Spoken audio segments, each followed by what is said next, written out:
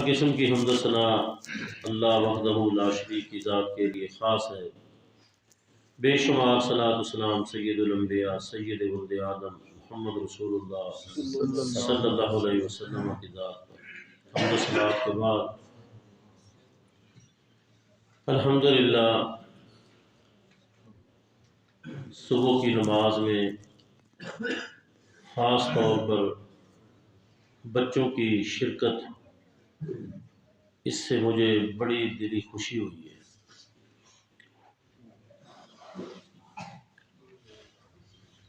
بہت ہی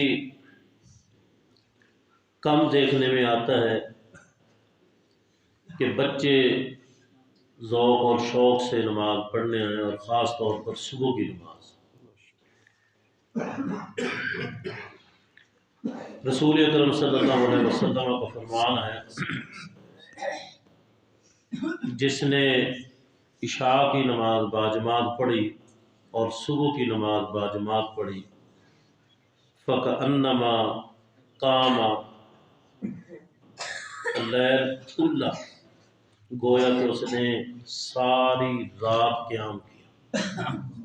عشاء کی نماز باجماعت اور صبح کی نماز باجماعت، تو اس کے نامہ اعمال میں اللہ جو ثواب لکھیں گے وہ ایسے جس طرح کہ ساری رات اس نے اللہ کی جا کے عبادت کی۔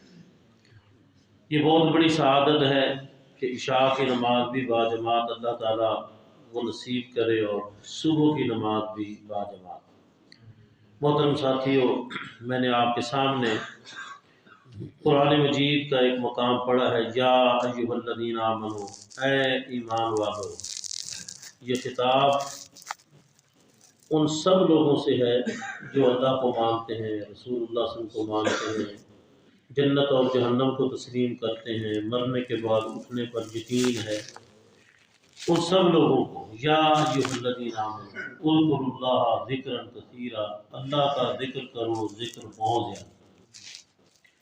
اللہ کا ذکر تحلیل، تحمید، تسبیح، تکبیر، یہ سب اللہ کا ذکر ہے، یعنی لا الہ الا اللہ، سبحان اللہ، الحمدللہ، اللہ اکبر، یہ سب اللہ کے ہی ذکر ہے۔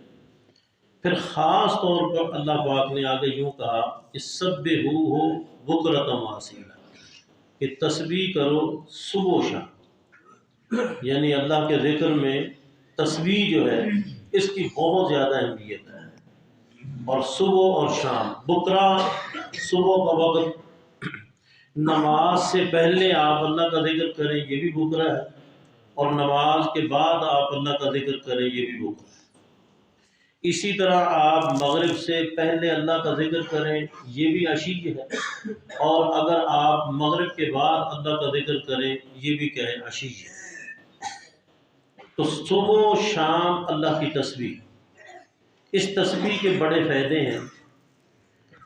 کچھ لوگ ایسا کرتے ہیں کہ نماز کم پڑھتے ہیں اور تسبیح زیادہ کرتے ہیں۔ نماز کم پڑھتے ہیں، نماز کو اتنی اہمیت نہیں دیتے جتنا تسبیح کو کیا دیتے ہیں، اہمیت دیتے ہیں۔ ایسے لوگ بھی ہیں کہ وہ بعض اوقات دن کی نمازوں میں سستی کرتے ہیں، اور صبح کی نماز پڑھ کے پھر سیر و سیاحت بھی کرتے ہیں اور تسبیح بھی کرتے ہیں۔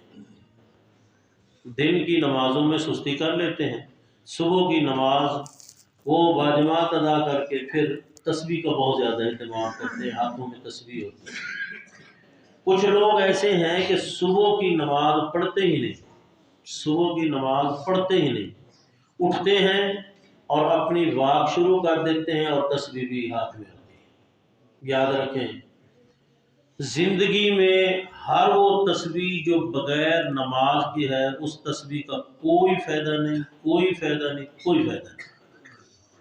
چاہے وہ ہاتھوں پہ تسبیح کی جائے، چاہے کسی اور چیز پہ تسبیح کی جائے، اگر نماز کا اہتمام نہیں ہے تو اس تسبیح کا کوئی فائدہ نہیں۔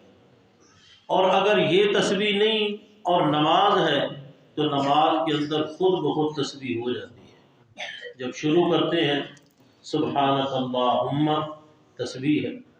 جب رکوع میں جاتے ہیں سبحان ربی العظیم، تسبیح ہے۔ سبوح قدوس رب الملائکۃ والروح، یہ تسبیح ہے۔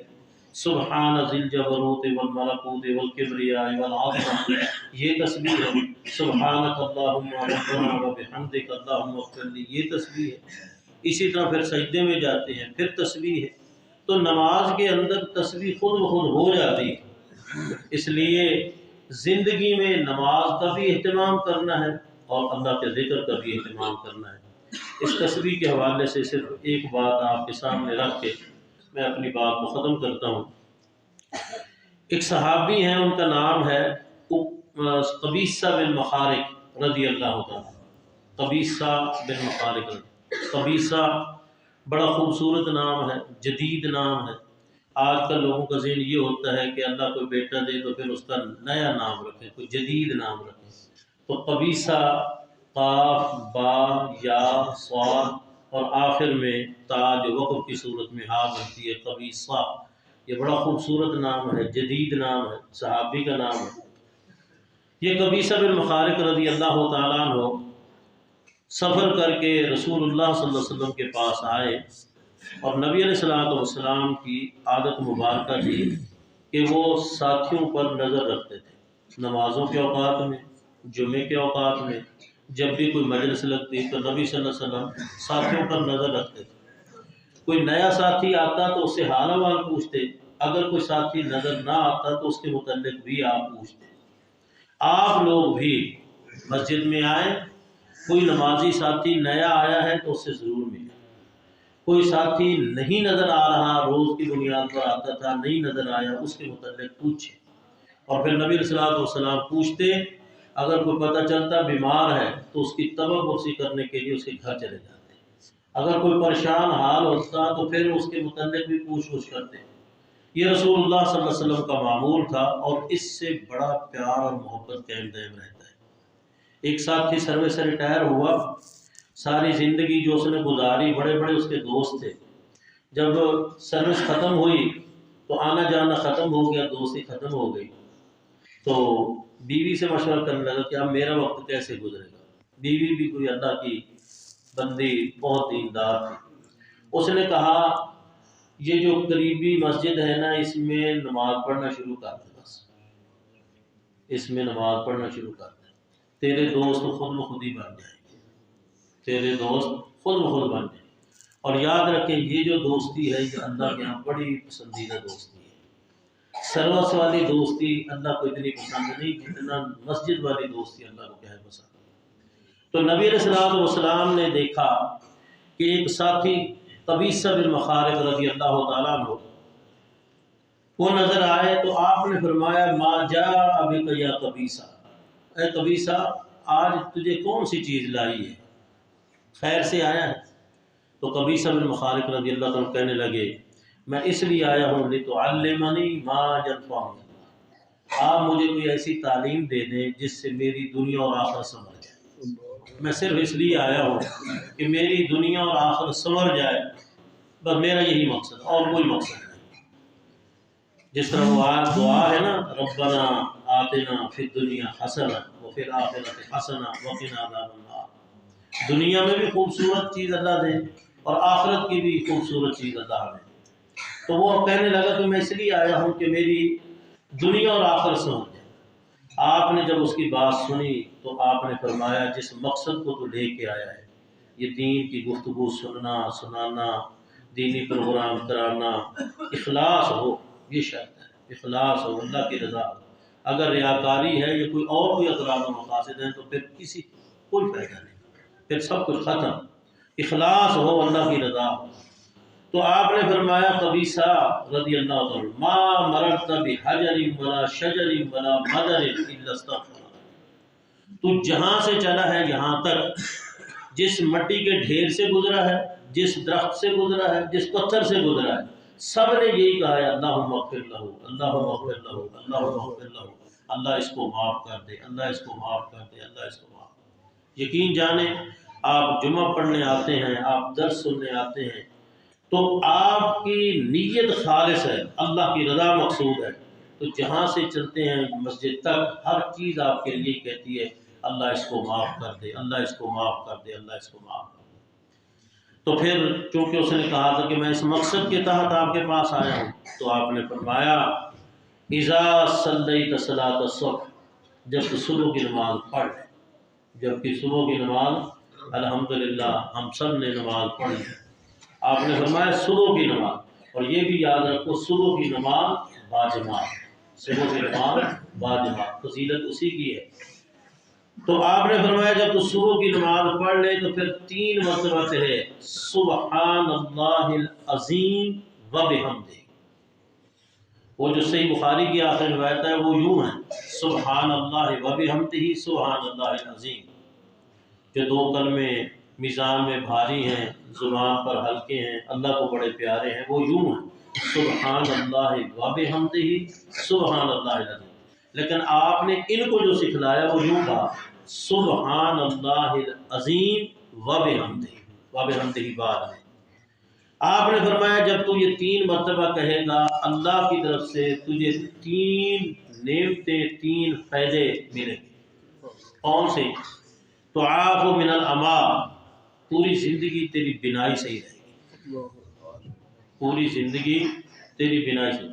اس کا مطلب یہ نہیں ہے کہ موتیا نہیں ہوگا، اس کا مطلب یہ بھی نہیں ہے کہ چشمہ نہیں لگے، مطلب یہ ہے کہ تو اندھا نہیں ہوگا، دوسروں کے لیے بوجھ نہیں بنے گا، تیرا آنکھوں کا جو نور ہے یہ آخری وقت تک قائم دائم رہے گا، تیری بینائی ختم نہیں ہوگی۔ دوسرا آپ نے فرمایا والفلج، پوری زندگی تجھے فالج نہیں ہوگا، پوری زندگی تجھے فالج نہیں ہوگا، فالج سے محفوظ رہے گا۔ اور تیسرا آپ نے فرمایا والجزام، کوہڑ جیسی خطرناک بیماری سے بھی تو محفوظ رہے گا۔ اب کتنا وقت لگتا ہے؟ سبحان اللہ العظیم و بحمدہ سبحان اللہ العظیم و بحمدہ سبحان اللہ العظیم و بحمدہ، بس یہ وقت۔ لیکن یہ ہے کہ صبح کی نماز، صبح کی نماز، اور پھر آپ نے فرمایا 4 کلمے اور بھی کہتے ہیں۔ نمبر 1 اللہم انی اسألک مما عندک، اللہ جو کچھ تیرے پاس ہے میں سب چیزوں کا بھکاری ہوں، میں سب چیزیں تجھ سے مانگتا ہوں جو تیرے پاس ہے۔ اور اللہ کے پاس کیا ہے؟ وَلِلَّهِ خَزَائِنُ السَّمَاوَاتِ وَالْأَرْضِ، آسمان و زمین کے خزانے اللہ کے پاس ہیں۔ لِلَّهِ مُلْكُ السَّمَاوَاتِ وَالْأَرْضِ، آسمان و زمین کی ملکیت اللہ کی۔ لِلَّهِ مُلْكُ السَّمَاوَاتِ، لِلَّهِ مِيرَاثُ السَّمَاوَاتِ وَالْأَرْضِ، آسمان و زمین کی وراثت بھی اللہ کے پاس، آسمان و زمین کی ملکیت بھی اللہ کے پاس، آسمان و زمین کے خزانے بھی اللہ کے پاس۔ یہ مختصر جملے کے اندر اس نے کیا مانگا؟ ایک بندہ کہے اللہ مجھے زمین چاہیے، مجھے گاڑی چاہیے، مجھے مکان چاہیے، مجھے باغات چاہیے، مجھے فلاں چاہیے، فلاں چاہیے، زندگی ختم ہو جائے شاید چیزیں ختم نہ ہو۔ تو اس جملے کے اندر اس نے مختصر کہا اور کیا مانگا؟ اللہ جو کچھ تیرے پاس ہے میں سب کچھ کا سوال ہے، جو کچھ تیرے پاس ہے، اور جو اس کی ضرورت ہے وہ شاید اس کو پتہ نہ ہو، اللہ کو اس سے بھی کہیں زیادہ پتہ ہے۔ اس جملے کے اندر اس نے سب کچھ اللہ سے مانگ لیا۔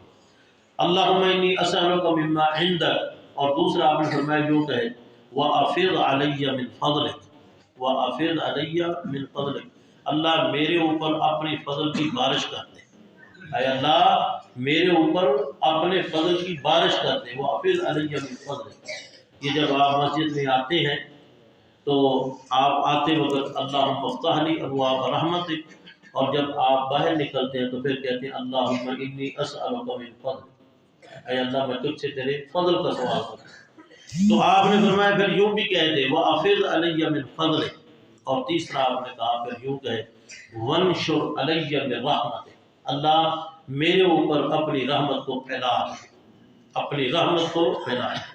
ایک نبی علیہ السلام نے فرمایا جو بھی جنت میں جائے گا وہ اللہ کی رحمت کی بنا پر جائے گا۔ کوئی بندہ یہ نہ ذہن میں لائے کہ بس میں نے یہ کچھ کر لیا تو میرے لیے کیا کافی ہے۔ ساری زندگی ہم اللہ کی اطاعت اور فرما برداری کریں، اللہ کی ایک نعمت کا بدلہ ہم نہیں دے سکتے۔ ساری زندگی ایک لمحہ بھی نافرمانی نہ کریں، پھر بھی اللہ کی ایک نعمت آنکھ، اس کا بدلہ ہم نہیں دے سکتے۔ اس لیے جو بھی جنت میں جائے گا وہ اللہ کی رحمت کی بنا پر جائے گا۔ صحابی نے کہا اللہ کے رسول صلی اللہ علیہ وسلم آپ بھی اللہ کی رحمت کی بنا پر جائیں گے؟ آپ نے فرمایا ہاں، میں بھی جاؤں گا تو اللہ کی رحمت کی بنا پر جاؤں گا۔ نبوت جیسا اعزاز، سید الانبیاء، سید الاولیاء، سید الانس، سید الجن، اتنا مقام، لیکن پھر بھی آپ کہہ رہے ہیں کہ میں بھی جنت میں جاؤں گا تو اللہ کی، حالانکہ رسول اللہ صلی اللہ علیہ وسلم نے ایک لمحہ بھی اللہ کی نافرمانی نہیں کی، لیکن اس کے باوجود بھی یہ نہیں کہہ رہے میں اپنے عملوں کی بنا پر جاؤں گا، بلکہ آپ نے فرمایا میں بھی جاؤں گا تو اللہ کی رحمت کے بنا۔ تو اس لیے وَانشُرْ عَلَيَّ مِن رَحْمَتِكَ، اللہ میرے اوپر اپنی رحمت کو پھیلا دے۔ اور چوتھا جملہ وَأَنزِلْ عَلَيَّ مِن بَرَكَاتِكَ، اللہ اپنی برکتیں میرے اوپر اتار دے۔ یہ رسول اللہ صلی اللہ علیہ وسلم نے اسے دعا سکھلائی، سبحان اللہ العظیم وبحمدہ 3 مرتبہ، اور پھر اللہم انی اسألک مما عندک وافض علی من فضلک وانشر علی من رحمتک وانزل علی من برکاتک۔ اللہ ہم سب کو نماز باجماعت پڑھنے کی توفیق عطا فرمائے۔ اللہ تعالی ہمیں توفیق دے کہ ہم زیادہ سے زیادہ اللہ کا ذکر کریں، اور اس کے ساتھ ساتھ جب بھی کسی جگہ کوئی محفل مجلس لگے تو آخر میں یہ ضرور کہا کریں سبحانک اللہم وبحمدک اشہد ان لا الہ الا انت استغفرک واتوب الیک۔ اس کا فائدہ بھی یہ ہے کہ بشری تقاضے سے کوئی نہ کوئی کمی کوتاہی ہر انسان سے ہو جاتی ہے، اللہ تعالیٰ اس دعا کے ذریعے وہ کمی کوتاہی دور کر دیتے ہیں۔ اس کے اندر بھی تسبیح ہے۔ اللہ ہم سب کو سننے سمجھنے کے بعد عمل کرنے کی توفیق عطا فرمائے۔